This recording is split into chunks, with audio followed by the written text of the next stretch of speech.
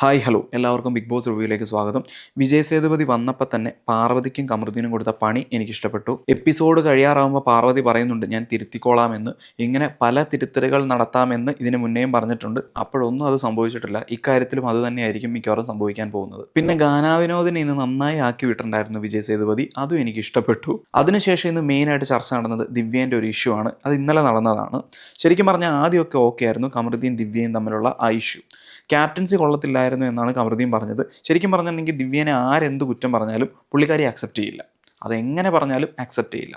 So അങ്ങനെയാണ് തുടങ്ങിയത്. അതിനുശേഷം കമറുദ്ദീൻ ആസ് യൂഷ്വൽ വായിന്ന് വേണ്ടാത്തത് വന്നു. ബോഡി ഷെയ്മിങ് ചെയ്യുന്ന തരത്തിൽ ദിവ്യേൻ്റെ അടുത്തേക്ക് പോയി. സോ അതാണ് ഇന്നിവിടെ ചർച്ചയായി മാറിയത്. അപ്പോൾ അവിടെ ക്യാപ്റ്റനും ഇരിക്കുന്നുണ്ടായിരുന്നു, ഒരക്ഷരം മിണ്ടിയില്ല.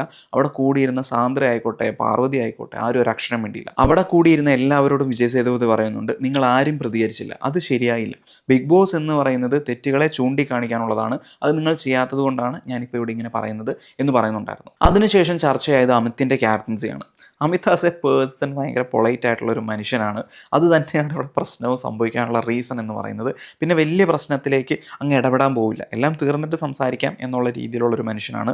സോ അതാണ് ഈ ക്യാപ്റ്റൻസി ഇങ്ങനെ ഒരു വേഴ്സിലേക്ക് വരാനുള്ള കാരണം. ഞാൻ തന്നെ പറഞ്ഞിട്ടുണ്ടായിരുന്നു പുള്ളിക്കാരൻ വേറെ, അതായത് സമാധാനത്തോടെയാണ് സംസാരിക്കുന്നത് എന്ന്. പക്ഷേ അത് പലയിടത്തും അത് നന്നായി വന്നിട്ടുമുണ്ട്. ഈവൻ വിജയ് സേതുപതി പറയുന്ന അത്രയും പ്രശ്നങ്ങളൊന്നും ഉണ്ടായി എന്ന് ഞാൻ കരുതുന്നില്ല. തെറ്റെവിടെ പറ്റിയെന്ന് വെച്ചിട്ടുണ്ടെങ്കിൽ കമറുദ്ദീനോടായിക്കോട്ടെ പാർവതിനോടായിക്കോട്ടെ സംസാരിച്ച് നിൽക്കാൻ പറ്റുന്നില്ല. സോ അവിടെ കോൺവെർസേഷൻ മതിയാക്കിയിട്ട് പുള്ളി പോവുകയാണ്. എന്നിട്ട് പുള്ളി ഓരോ കാര്യങ്ങൾ ഏറ്റെടുത്ത് ചെയ്യുകയാണ്. അത് ശരിയല്ല, ഇവരെ കൊണ്ട് തന്നെ ചെയ്യിക്കണമെന്നാണ് വിജയ് സേതുപതി പറയുന്നത്. പിന്നെ എന്താണെന്ന് വെച്ചിട്ടുണ്ടെങ്കിൽ അവസാന ദിവസത്തേക്ക് വന്നപ്പോഴേക്കും പുള്ളിക്കാരൻ വക്കീലായി പാർവിൻ്റെ. അപ്പോൾ ഒരു സിമ്പതി തോന്നിയിട്ടുണ്ടായിരുന്നു പാർവതിനോട്.